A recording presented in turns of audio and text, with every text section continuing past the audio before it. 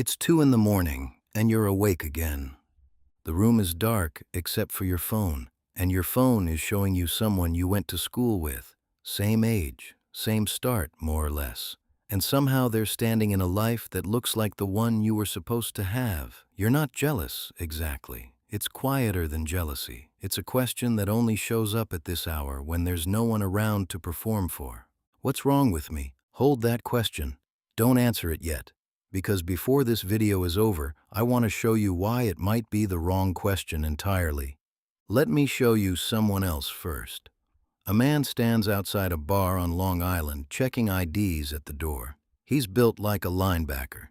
He spends his shifts turning drunk college kids away and his mornings reading theoretical physics. His IQ has been measured at around 195, higher than anything Albert Einstein was ever estimated to have. By the numbers, the bouncer at the door is the smartest man in America. Remember him.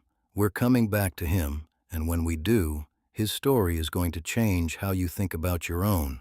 Because this is not a video about working harder. This is not a video about believing in yourself. This is not a video about waking up at 5 a.m. This is a video about a question most success advice is quietly afraid to ask. Why do people with the same talent end up in completely different lives? There's a word we use for people like Bill Gates. We call them outliers. It's a borrowed word. It comes from statistics, and it literally means a point that lies outside the curve, far from everyone else. But here's the thing nobody tells you about that word. When a statistician finds an outlier, they don't applaud it. They investigate it. They ask, what conditions produce this? What happened around this point that didn't happen anywhere else? That's what we're going to do tonight, not worship the exceptional, investigate it, and what we find is going to be strangely good news for the person lying awake at 2 in the morning. Start somewhere cold. A hockey rink in Canada sometime in the 1980s. A psychologist named Roger Barnsley is sitting in the stands with his wife, watching a junior game. She's flipping through the program, the little booklet with every player's name, hometown, birthday. And she notices something odd. She leans over and says, "Do you see when these boys were born? January, February, January, March, February." Barnsley went home and pulled the rosters, not just for that team, for the top junior leagues, and then for the NHL itself, the best hockey players on the planet. And the pattern held everywhere he looked. In elite Canadian hockey, roughly 40% of players are born between January and March. 30% between April and June, 20% in the summer, and just 10% in the last 3 months of the year. Let that settle for a second. If you're born in the wrong season, your odds of reaching the top of this sport collapse before you've ever laced a skate. Why? Nothing mystical. The cutoff date for age-class hockey in Canada is January 1st. So a boy born on January 2nd plays the whole year against kids who can be almost 12 months younger than he is. And when you're 9 years old, 12 months is enormous. He's bigger, he's faster, his coordination is further along. The coaches watch him dominate, and they see talent. What they're actually seeing mostly is age. But here's where it stops being a cute fact about birthdays and becomes something else. Because that boy gets selected for the All-Star team. The All-Star team practices 3 times as much. It gets the better coaches, the tougher games, the longer season. So by 12, he genuinely is better. Not because of what he was born with, but because of everything that was poured into him after someone mistook his birthday for a gift. The advantage wasn't real at the start. The system made it real. Here's what most people miss. This pattern has a name, and it's older than hockey. In 1968, a sociologist named Robert Merton published a paper showing that famous scientists get disproportionate credit for discoveries, even when an unknown colleague did comparable work. The known name attracts the recognition, which attracts the funding, which attracts the next discovery. He called it the Matthew effect, after a line in the Gospel of Matthew, "To those who have, more will be given." Small, early, often accidental advantages don't stay small. They compound. Like interest. The gap you see at 30 was usually opened at 9. by something as arbitrary as a calendar. And if you think this only applies to children's sports, let me tell you about a rummage sale. It's 1968, the same year Merton published his paper. At a private school in Seattle called Lakeside, the Mothers Club holds its annual rummage sale, and afterward, they have a decision to make. What to do with the proceeds. About $3,000. They could have bought library books, lab equipment. Instead, on a teacher's strange suggestion, they lease a computer terminal, a teletype machine connected to a mainframe in downtown Seattle. Understand what that meant in 1968. Computer time sharing had barely been invented. Most universities, most graduate schools had nothing like this.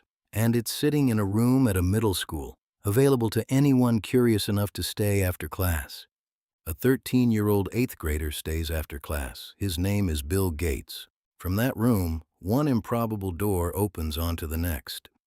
The school's money runs out, and a parent happens to work at a company that needs its code tested at night and doesn't mind a teenager doing it. By the time Gates leaves high school, he has spent thousands of hours programming, in an era when almost no adult on Earth had that kind of access. Now, was Bill Gates brilliant? Yes. Did he work obsessively? Absolutely. Nothing in this story erases that, but there were brilliant, obsessive 13-year-olds all over the world in 1968. Almost none of them lived within walking distance of a terminal. Gates himself has wondered whether even 50 teenagers on Earth had the kind of access he did. So when you look at him and think, I could never, be precise about what you're comparing. You're not comparing talent. You're comparing doors. And this is the part that should make you breathe a little easier. All your life, you've been shown the outliers and told, this is what effort looks like. Nobody showed you the rink. Nobody showed you the rummage sale. Talent doesn't usually fail in this world. It goes unfunded. If something in your chest loosened slightly just now, that's not laziness looking for an excuse. That's accuracy. It's what it feels like when a story you've been telling against yourself starts to lose its grip. We're halfway in, and the hardest part is still ahead. Two geniuses, one famous, one forgotten, separated by almost nothing except the worlds they were born into. This channel exists for exactly these questions, the ones most self-help walks past. If that's the kind of company you've been looking for, subscribe and stay a while. Now, back to the myth we were all sold. Now we need to talk about the most famous number in all of success culture, 10,000 hours. You've heard it. Put in 10,000 hours of practice and you'll master anything.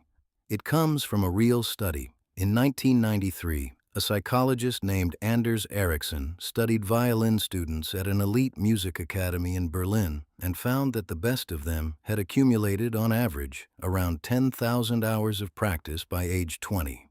On average. Keep those two words close. Because here is something almost nobody quotes.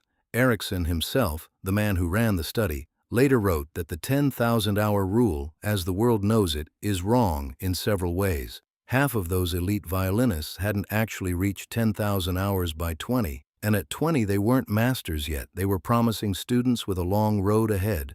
But it gets stranger, because Ericsson's deeper objection wasn't about the number, it was about the kind of hours. What separated the best violinists wasn't time served, it was something he called deliberate practice. Focused, structured, uncomfortable work on your specific weaknesses, guided by an expert with immediate feedback, not repetition, correction. And the moment you hear that, the comfortable version of the rule falls apart. Because deliberate practice isn't free. It requires a teacher who knows what they're doing. It requires hours that aren't already sold to a job that drains you. It requires a quiet room, an instrument, a family that treats your practice as serious instead of selfish. It requires someone, somewhere, deciding that your 10,000 hours are worth funding. Practice is a privilege before it is a virtue. The hours were never just sitting there, equally available to everyone, waiting for whoever wanted them badly enough. Somebody always pays for them. The only question is whether anyone paid for yours. There's a word for the belief that they don't have to, the belief that talent plus effort settles everything, fairly, for everyone. We call it meritocracy. And here's a small, dark joke buried in our language. That word entered English through a book published in 1958 by a British sociologist named Michael Young. The book was a satire, a dystopia. Young invented the word to describe a nightmare society that sorts human beings by measured merit and then tells the ones at the bottom they deserve to be there. The world read his warning and adopted it as a goal. He spent the rest of his life watching politicians praise the very thing he wrote the book to prevent. We didn't just buy a myth, we bought it from a man who was trying to warn us. If you want to see what that myth does when it meets real human lives, look at what happened in California, starting in 1921. A Stanford psychologist named Lewis Terman believed intelligence was destiny. So he went looking for the smartest children in America. His team screened hundreds of thousands of students and selected about 1,500 with IQs of 140 or higher. They were called the termites, and Terman tracked them for the rest of their lives, certain he had gathered the future leaders, inventors, and Nobel laureates of the nation in one room. Here's what actually happened. The termites grew up to be mostly fine. Doctors, lawyers, engineers, and also typists, clerks, police officers, sailors. Respectable lives. Ordinary lives. Not one of them won a Nobel Prize. But two boys who were tested for the study and rejected because their IQ scores fell short of the cutoff grew up to be William Shockley and Luis Alvarez. Both of them won the Nobel Prize in Physics. The smartest children in America, handpicked by the smartest test in America, were out-achieved by two of the rejects. Even Terman, near the end, admitted in his own writing that intellect and achievement were far from perfectly correlated. The man who spent his career betting everything on talent watched his own data fold its hands and quietly disagree.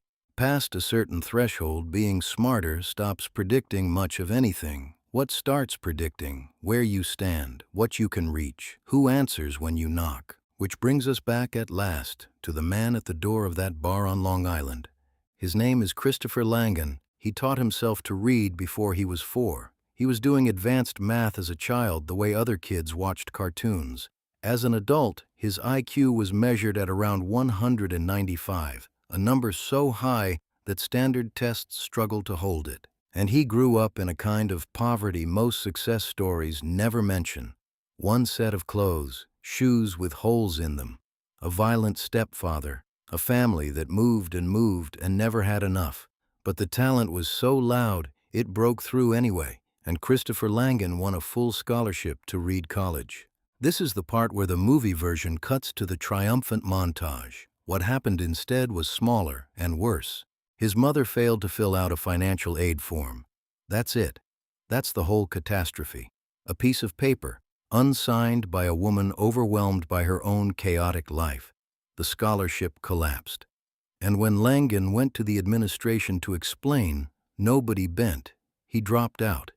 He tried again later at Montana State until his car broke down and a dean refused to move his schedule to a class he could reach. He walked away from college a second time and never went back.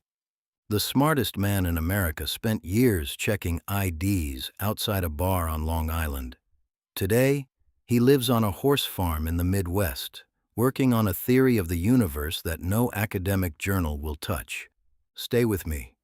Because the point is not that Langan failed.